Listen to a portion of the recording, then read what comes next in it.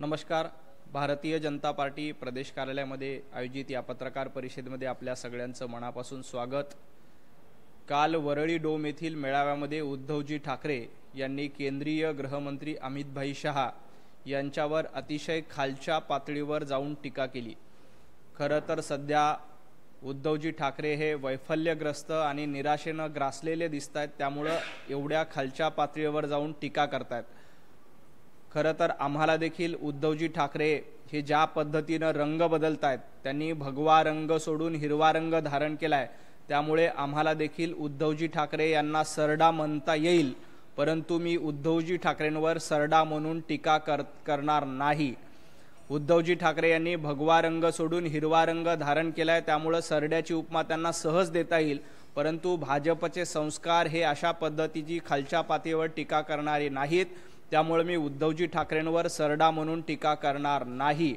ज्या पद्धतीने वंदनीय हिंदू हृदय सम्राट बाळासाहेब ठाकरे यांचे विचार उद्धवजी ठाकरे यांनी सोडून दिले आणि जो भगवा रंग वंदनीय बाळासाहेब ठाकरे यांनी महाराष्ट्राला दिला होता, तो भगवा रंग सोडून हिरवा रंग धारण करण्याचं काम उद्धवजी ठाकरे यांनी केलंय, त्यामुळे सरड्याची उपमा उद्धवजी ठाकरे यांना तंतोतंत लागू होते, परंतु आमचे संस्कार नाहीत की आम्ही उद्धवजी ठाकरे यांना सरडा म्हणू, त्यामुळे सरड्याची टीका आम्ही उद्धवजी ठाकरे यांच्यावर करणार नाही। परंतु अशा पद्धतीची राजकारणामध्ये खालच्या पातळीवर जाऊन टीका करणं अयोग्य आहे, एवढंच मला या निमित्ताने म्हणायचं आहे।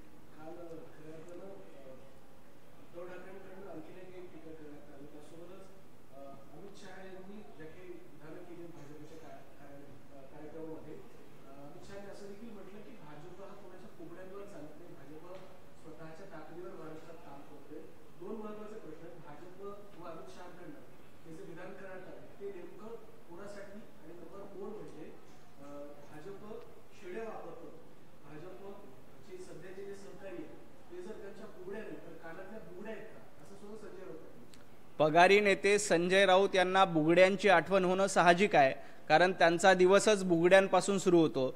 बुगड्यांची आणि संजय राऊत यांची युती आहे, त्यामुळे महिलांबद्दल किंवा बुगड्यांबद्दल असं बोलणं संजय राऊत यांच्याकडनं अतिशय साहजिक आहे।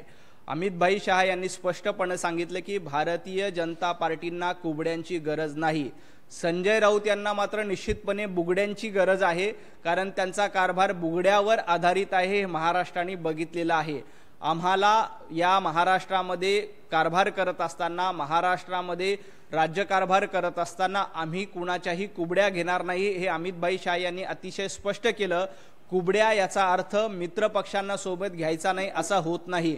कुबड्या याचा अर्थ आपले विचार सोडून काँग्रेसच्या दावणीला बांधायचं, याला कुबड्या म्हणतात। कुबड्या कशाला म्हणतात का वंदनीय बाळासाहेब ठाकरे यांचे विचार सोडायचे, वंदनीय बाळासाहेब ठाकरे यांनी दिलेला हिंदुत्ववादाचा नारा सोडायचा आणि काँग्रेसच्या दावणीला जाऊन बांधलं जायचं, त्याला कुबड्या म्हणतात। मित्रांची मदत घेणं, मित्रांची साथ घेणं याला कुबड्या म्हणत नाहीत। आम्ही निश्चितपणे मित्रांची साथ घेतो, मित्रांची मदत घेतो, परंतु विचार सोडून, आपली वैचारिक लढाई सोडून दुसऱ्या विचाराच्या लोकांच्या मांडीला मांडी लावून बसून त्यांच्या कुबड्या घेण्याचं पाप आम्ही करत नाही, हे संजय राऊत यांनी लक्षात ठेवावं। आणि कुबड्याची भाषा संजय राऊत यांनी करू नये, कारण त्यांना बुगड्यांवर जास्त प्रेम आहे। बुगड्या आणि संजय राऊत यांचं एक समीकरण आहे।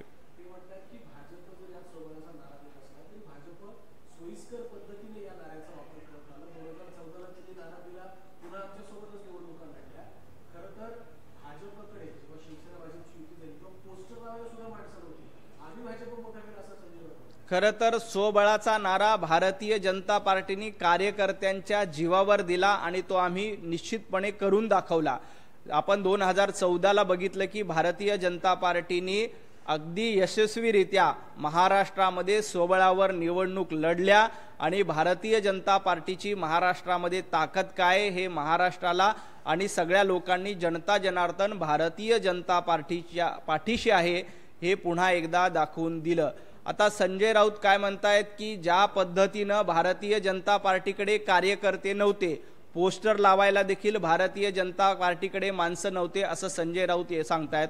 संजय राऊतांना मला फक्त एकच सांगायचंय, 1984 साली निवडणूक झाली होती। या 1984च्या निवडणुकीमध्ये वामनराव महाडिक आणि मनोहर जोशी हे भारतीय जनता पार्टीच्या कमळ चिन्हावर लढले होते।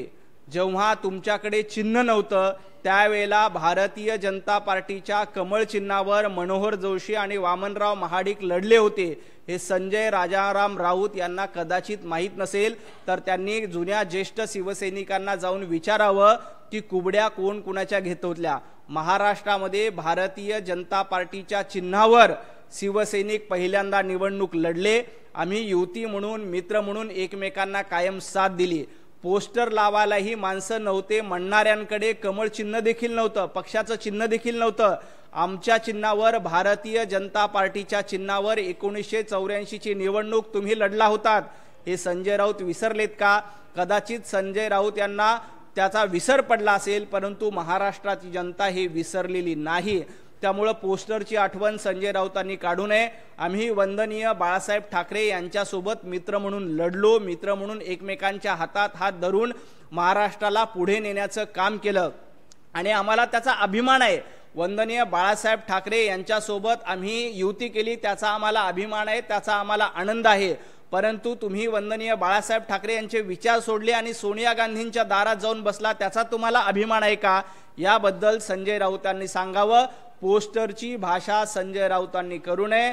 1984 ची निवडणूक आठवावी। शिवसैनिक हे कमळ चिन्हावर लढले होते, हे देखील संजय राऊत यांनी ध्यानात ठेवावं।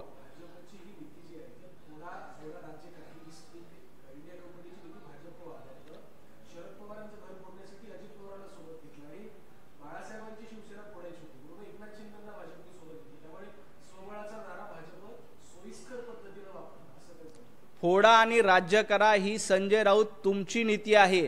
ज्या पद्धतीने तुम्ही मित्रांच्या पाठीमध्ये खंजीर खुपसला, खंजीर खुपसणारे कोण आहेत? तर उद्धवजी ठाकरे आहेत। खंजीर खुपसणारे कोण आहेत? संजय राऊत तुम्ही आहात। 2019 ला युती म्हणून भारतीय जनता पार्टी सोबत निवडणूक लढली, विधानसभेला आमच्या सोबत प्रचार केला आणि निवडणूक निकाल लागल्यानंतर फक्त सत्तेसाठी भारतीय जनता पार्टीच्या पाठीमध्ये खंजीर संजय राऊत तुम्ही खुपसला होता। फक्त सत्ता मिळावी, मुख्यमंत्री पद मिळावं यासाठी भाजपच्या पाठीत खंजीर खुपसण्याचं पाप उद्धवजी ठाकरे तुम्ही केलं होतं। त्यामुळे फोडा आणि राज्य करा याबद्दल संजय राऊत आणि उद्धव ठाकरे यांनी बोलू नये। भारतीय जनता पार्टीच्या पाठीत खंजीर खुपसून काँग्रेसच्या मांडीला मांडी लावून तुम्ही बसला होतात, हे महाराष्ट्रातल्या जनतेनं उघड्या डोळ्यांनी बघितलंय। त्यामुळेच 2024 ला जनतेनं तुम्हाला घरी बसवण्याचं आवडतं काम दिलंय। त्यामुळं फोडा झोडा राज्य करा, युती तोडा ही सवय तुमची आहे। तुम्हीच म्हणला होता की कटोरा घेऊन आम्ही कुणाच्याही दारामध्ये जाणार नाही। आज कुठला कटोरा घेऊन तुम्ही राज ठाकरेंच्या दारामध्ये रोज जातायत? तुम्ही 2014 ला ही भाषा केली होती की इथून पुढे आम्ही कुणाशीही युती करणार नाही। 25 वर्ष युतीमध्ये आम्ही सडलो, आता पुन्हा युती करणार नाही, कटोरा घेऊन कुणाच्याही दारात जाणार नाही। हे उद्धवजी ठाकरे तुमचे शब्द होते, संजय राऊत तुमचे शब्द होते। त्यानंतर कटोरा घेऊन तुम्ही सोनिया गांधींच्या दारामध्ये गेलात। आता कमी पडलं म्हणून कटोरा घेऊन राज ठाकरे यांच्या दारामध्ये देखील जातायत। त्यामुळे फोडा आणि झोडा ही रणनीती उद्धवजी ठाकरे तुमची आहे। पाठीमध्ये खंजीर खोपसण्याची रणनीती उद्धवजी ठाकरे आणि संजय राऊत यांच्या गटाची आहे।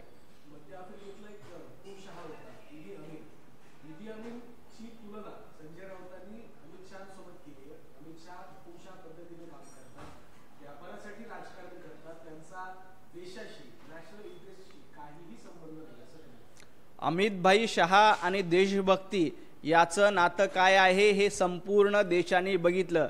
जे 370 कलम 60 वर्ष कुठल्याही काँग्रेसच्या सरकारला हटवता आलं नाही, ते देशभक्त असलेल्या अमित भाई शहा यांनी हटवलं आणि देशामध्ये अभिमानानं काश्मीरमध्ये भारताचा झेंडा फडकवण्याचं काम अमित भाई शहा यांनी केलंय। त्यामुळे देशभक्तीबद्दल अमित भाईंना सांगण्याचं कारण संजय राऊतांना अजिबात नाही। खरं तर उद्धवजी ठाकरे किंवा संजय राऊत हे अब्दालीचे वारसदार आहेत असं मला आरोप करायचा आहे। ज्या पद्धतीने अफजल खानाच्या पिल्लावळीचा उदो करण्याचं काम करतायत, अब्दालींच्या विचाराचे वारसदार होण्याचं काम संजय राऊत आणि उद्धवजी ठाकरे तुम्ही केलंय। ज्या पद्धतीने अब्दालीनं या देशामध्ये, अब्दालीनं या राज्यामध्ये आपली मंदिरं फोडली होती, अब्दालीनं इथे येऊन अतिक्रमण केलं होतं, त्याच पद्धतीनं इथल्या हिंदुत्ववादी विचारावर काँग्रेसचं अतिक्रमण करण्याचं काम आणि काँग्रेसची चाकरी करण्याचं काम संजय राऊत आणि उद्धवजी ठाकरे करतायत। त्यामुळे अब्दालीच्या विचाराचे वारसदार जर का खऱ्या अर्थानं कोण असतील तर ते संजय राऊत आणि उभाटा गट आहेत, उद्धवजी ठाकरे आहेत।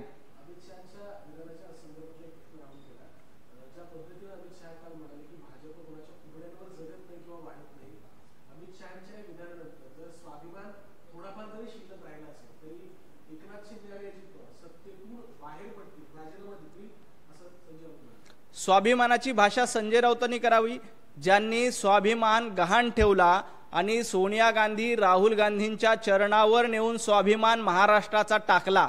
वंदनीय बाळासाहेब ठाकरे खऱ्या अर्थानं स्वाभिमानी होते, ते कधीही सोनिया गांधींपुढे झुकले नाहीत, ते कधीही दिल्लीच्या काँग्रेस पुढे झुकले नाहीत। परंतु संजय राऊत तुम्ही स्वाभिमान गहाण ठेवण्याचं काम केलं। उद्धवजी ठाकरे तुम्ही स्वाभिमान गहाण ठेवून सोनिया गांधींच्या दारामध्ये जाऊन उभे राहिलात। तुम्ही राहुल गांधींची चाकरी करण्यासाठी देखील कमीपणा बघितला नाही। त्यामुळे स्वाभिमानाच्या गप्पा गोष्टी संजय राऊत किंवा उद्धवजी ठाकरे तुम्ही करू नका। तुम्ही आपला स्वाभिमान काँग्रेसच्या चरणावर नेऊन लीन केलेला आहे, आपला स्वाभिमान काँग्रेसच्या दारामध्ये जाऊन विकून टाकलेला आहे। त्यांनी महाराष्ट्राला स्वाभिमान शिकू नये। महाराष्ट्रातील जनता स्वाभिमानी आहे, म्हणून ती भारतीय जनता पार्टीशी उभी आहे।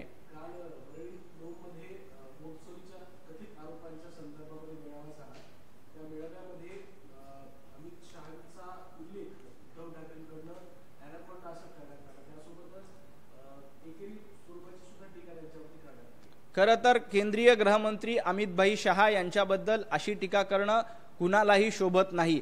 अमित भाई शहा यांचं काम गेल्या 11 वर्षामध्ये देशाने बघितलेलं आहे। त्याच्या आधी देखील गुजरातमध्ये असेल किंवा केंद्रीय गृहमंत्री म्हणून देशभरामध्ये त्यांनी केलेली कारकीर्द ही महाराष्ट्राने बघितलेली आहे। मला देखील उद्धवजी ठाकरे यांना सरडा म्हणून हिनवता येईल, परंतु आमचे ते संस्कार नाही। उद्धवजी ठाकरे यांनी भगवा रंग सोडून हिरवा रंग धारण केला म्हणून त्यांना मला सरड्याची उपमा सहज देता येईल, परंतु आमचे संस्कार नाहीत की आम्ही उद्धवजी ठाकरेंना सरडा म्हणू।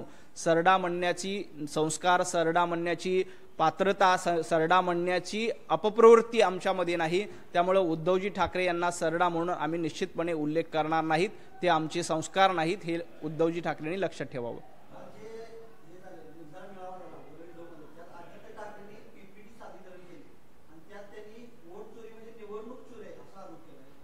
खरं तर आदित्य ठाकरे यांनी वरळीतल्या मतदारसंघामध्ये बोगस मतदार आहेत असा आरोप केला। जर का आदित्य ठाकरे यांचा निवडणूक यंत्रणेवर विश्वास नसेल तर आदित्य ठाकरे जे वर राहुल गांधी मोठे पप्पू आहेत आणि हे आता छोटे पप्पू म्हणून होण्याचं काम करतायत, तर माझं आदित्य ठाकरे यांना एक आव्हान आहे की आपण वरळीतल्या विधानसभा निवडणुकीचा आधी राजीनामा द्यावा। राजीनामा देऊन वरळीमध्ये बोगस मतदार आहेत हे सांगावं। तुम्ही वरळीतल्या लोकांच्या जीवावर निवडून आलात आणि वरळीकरांच्या मतदारांचा अपमान करण्याचं नालायकपणा तुम्ही करतायत। वरळीतल्या जनतेनं तुम्हाला निवडून दिले। आदित्यजी, राहुल गांधी ज्या पद्धतीने देशभरामध्ये पप्पू म्हणून नामोदयाला आलेत, तसं तुम्ही महाराष्ट्रातले पप्पू म्हणून स्वतःला घेऊ नका। तुमच्यात हिम्मत असेल तर आधी वरळी मतदारसंघात मधून निवडणुकीचा राजीनामा द्या आणि मग निवडणूक आयोगावर, खोट्या मतदानावर, बोगस मतदानावर बोला। तुमच्यामध्ये राजीनामा देण्याची हिम्मत आहे का? तुमच्यामध्ये जर का राजीनामा देण्याची हिम्मत नसेल तर तुम्ही कृपया वरळीच्या मतदारांवर शंका घेऊ नका। ज्या वरळीच्या मतदारांनी तुम्हाला निवडून दिलंय, ज्या वरळीच्या मतदारांनी तुमच्यावर विश्वास टाकलाय, त्या वरळीकरांचा विश्वासघात तुम्ही करत असाल त्यांना बोगस म्हणून, तर येणाऱ्या महापालिका निवडणुकीत वरळीकर उबाटा गटाला त्यांची जागा दाखवून दिल्याशिवाय राहणार नाहीत। दिल्लीमध्ये एक मोठे पप्पू आहेत जे अशाच पद्धतीने वोट चोरी झाली म्हणून भुई थोपटण्याचा प्रयत्न करतायत। तुम्ही छोटे पप्पू म्हणून महाराष्ट्रामध्ये स्वतःचा उदय करून घेऊ नका। तुम्ही वरळीकरांचा अपमान करू नका, एवढंच मला आदित्यजी ठाकरे यांना सांगायचंय।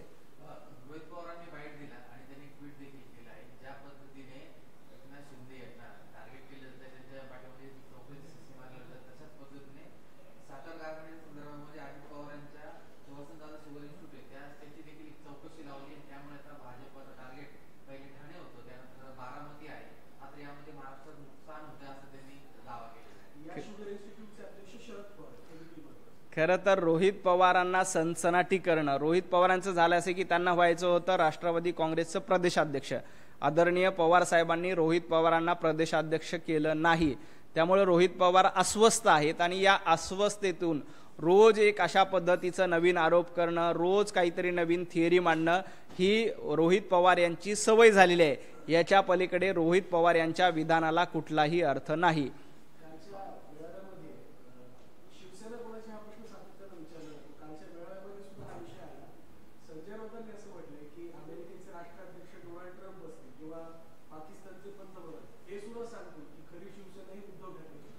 अमेरिकेचे राष्ट्राध्यक्ष व पाकिस्तानपर्यंत जाण्यापेक्षा महाराष्ट्रातल्या जनतेनं विधानसभेच्या निवडणुकीला स्पष्टपणे सांगितलंय खरी शिवसेना कुणाची आहे. खरी शिवसेना बाळासाहेब ठाकरे यांचे वारसदार, यांचे विचार जे पुढे घेऊन जात आहेत एकनाथजी शिंदे आहेत यांची आहे. यावर महाराष्ट्रातल्या जनतेनं विधानसभेच्या निवडणुकीला शिक्कामोर्तब करून टाकले. त्यामुळं ट्रम्पपर्यंत, पाकिस्तानच्या पंतप्रधानांपर्यंत जाण्याची गरज नाही. उद्धवजी ठाकरे, महाराष्ट्रातल्या जनतेनं तुम्हाला आरसा दाखवलाय. जरा आरशामध्ये बघा. विधानसभेच्या निवडणुकीला आपण 90 जागा लढला होतात. या 90 जागापैकी फक्त 10 जागा तुम्हाला मिळाल्यात, तर एकनाथजी शिंदे यांना 55 जागा मिळाल्या. त्यामुळं खरी शिवसेना 10 जागा मिळवणाऱ्या उद्धवजी ठाकरे यांची आहे की 55 जागा मिळवणाऱ्या एकनाथजी शिंदेंची आहे. याच्यावर महाराष्ट्रातल्या जनतेनं विधानसभेच्या निवडणुकीमध्ये शिक्कामोर्तब केलेले आहे. खरी शिवसेना जनतेने एकनाथजी शिंदे यांच्यासोबत आहे याच्यावर शिक्कामोर्तब केलंय. त्यामुळे उद्धवजी ठाकरे यांनी स्वतः आरशामध्ये बघावं. संजय राऊत यांनी आणखी एक विधान केलंय की आम्ही या निवडणुकीमध्ये बूच लावू आणि बांबू लावू.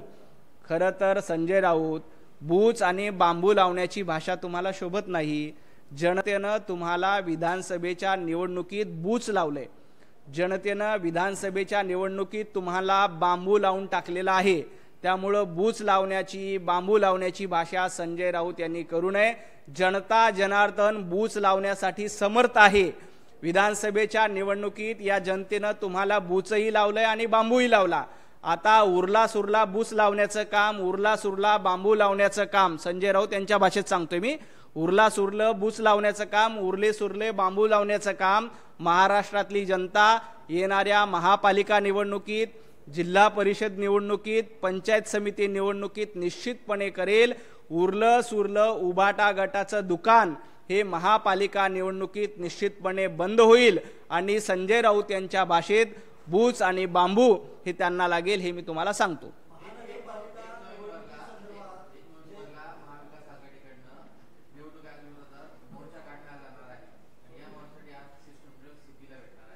नाही, 1 नोव्हेंबरला मोर्चा काढणार आहेत आणि त्याआधी सर्वपक्षीय बैठक देखील घेतली जाणार अशी माहिती संजय राऊत यांनी दिली.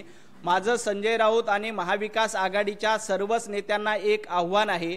1 नोव्हेंबरला मोर्चा काढण्यापूर्वी महाराष्ट्रामध्ये 48 पैकी 30 खासदार महाविकास आघाडीचे निवडून आलेत. त्यांनी आधी आपला राजीनामा निवडणूक आयोगाकडे दिला पाहिजे की आमचा इथल्या व्यवस्थेवर विश्वास नाही.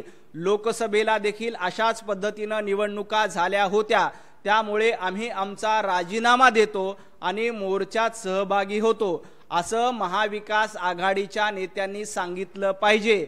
जोपर्यंत खासदारकीचा राजीनामा देणार नाहीत तोपर्यंत हे मोर्चा काढू शकणार नाहीत. नाहीतर यांची नौटंकी आहे, हे दुतोंडी आहे, हे महाराष्ट्राला कळून जाईल.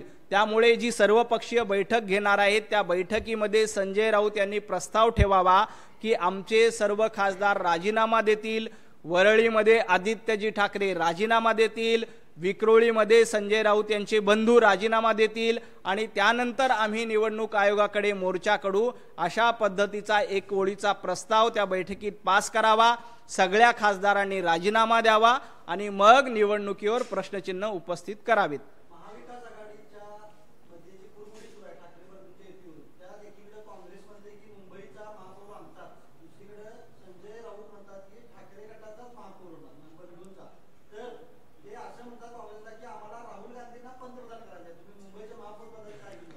काँग्रेसला वाटतंय की आपला महापौर व्हावा, तिकडे राज ठाकरे म्हणतायत की आमचाच महापौर होईल, संदीप देशपांडे म्हणतायत की मनसेचाच महापौर होईल.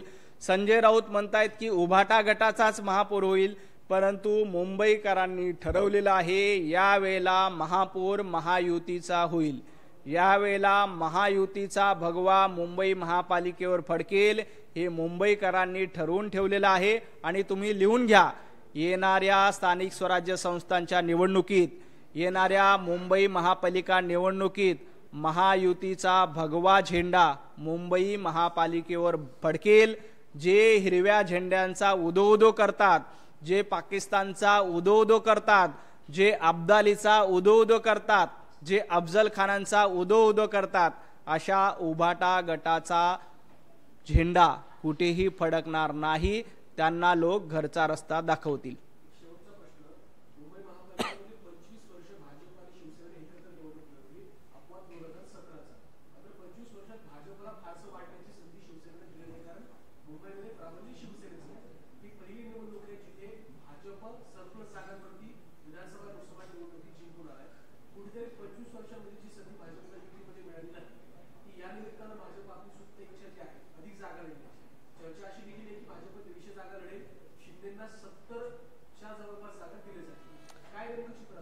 आम्ही महायुती म्हणून तिघही पक्ष एकत्रच लढणार आहोत। भारतीय जनता पार्टी किती जागा लढेल, एकनाथजी शिंदे किती जागा लढतील, अजितदादा किती जागा लढतील, याचा निर्णय मुख्यमंत्री देवेंद्रजी फडणवीस, अजितदादा पवार, एकनाथजी शिंदे एकत्र बसून ठरतील। राहिला प्रश्न भारतीय जनता पार्टीने जास्त जागा लढवण्याच्या, 2017ला देखील आम्ही चांगल्या जागा लढल्या होत्या आणि जवळपास 82 जागा, आम्ही 35 जागांवर होतो, 35 जागावरून 82 वर आलो। आता देखील त्याच रेशोने आम्ही जवळपास स्पष्ट बहुमत, तुम्ही लिहून घ्या, मुंबई महापालिकेत महायुतीचं स्पष्ट बहुमत आलेलं असेल। विरोधकांना काल अमित भाई ज्या पद्धतीने म्हटले, विरोधकांना दुर्बिणीमधून शोधावं लागेल, अशा पद्धतीची अवस्था मुंबई महापालिका निवडणुकीनंतर होईल। ते देवेंद्रजी, एकनाथजी आणि अजितदादा बसून ठरवतील।